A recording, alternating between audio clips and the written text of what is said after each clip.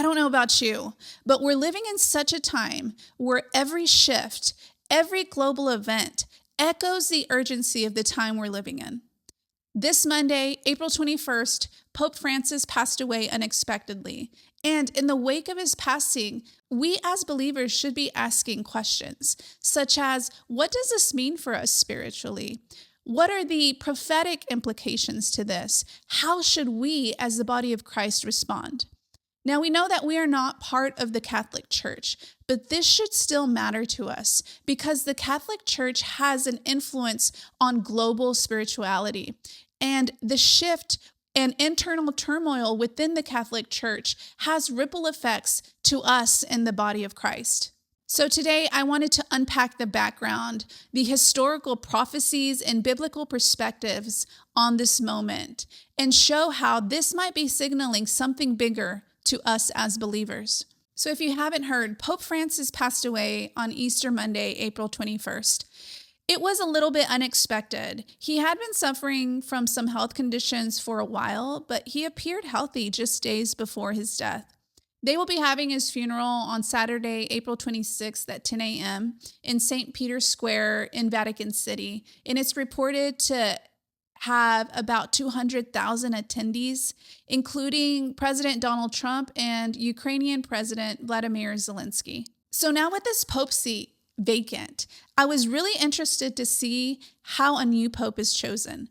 I'm not from a Catholic background, so I did not know this process, but it's interesting that the College of Cardinals come together and convene at the Sistine Chapel. They sequester themselves there until a pope has been chosen. These electors have to be under the age of 80, and the process is steeped in tradition.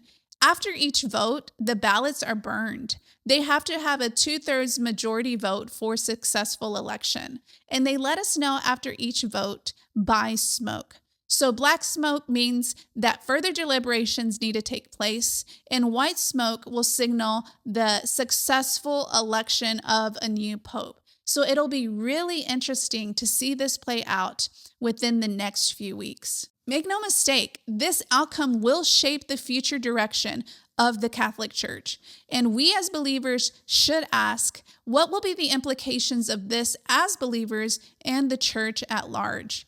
What do we do with this moment in history? So there was an Irish saint called Saint Malachy or Saint Malachy, I'm not sure how it's pronounced, but in 1139, while visiting Rome, he had this prophetic vision of all the future popes, and he wrote these down, and according to him, there would be 112 popes before the end time. Well, Pope Francis is the 112th pope.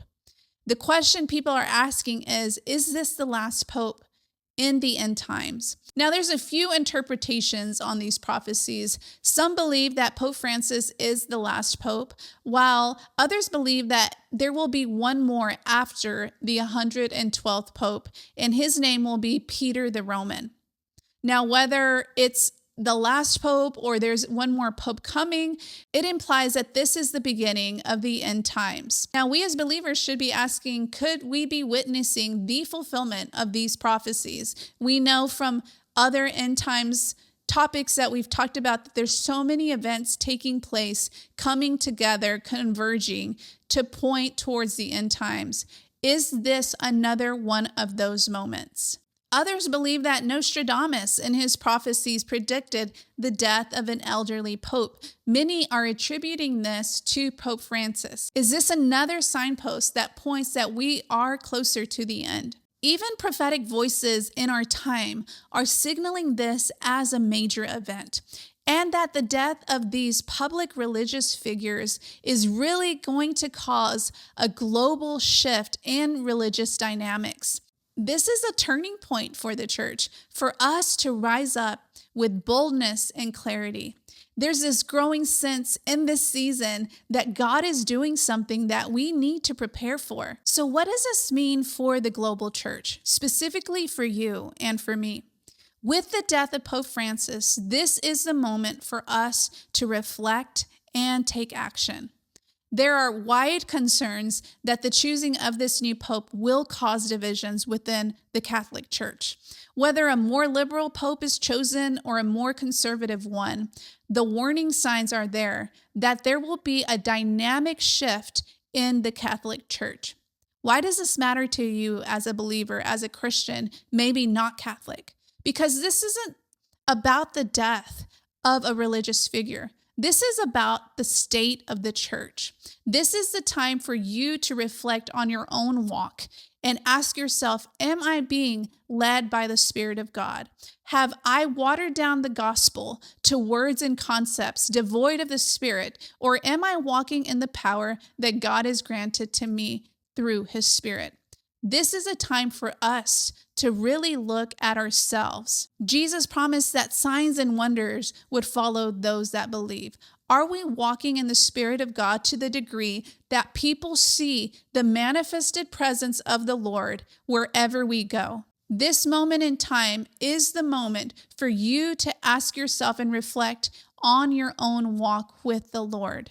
This is the time for us as believers to reclaim the power of the gospel. So with the passing of Pope Francis, don't let this moment pass you by.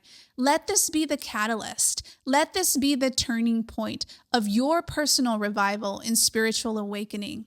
This is the time God is calling for the sons and daughters to rise up, to step boldly in their purpose, and to walk with heaven's backing. With the passing of any religious leader, this is a reminder that our time on earth is fleeting. Let's not be okay with nominal Christianity, but let us rise up in boldness and with clarity of mind with the Spirit of God. This generation is waiting for you to take your place and your authority. Thanks for joining me. I hope this conversation has really stirred something within you.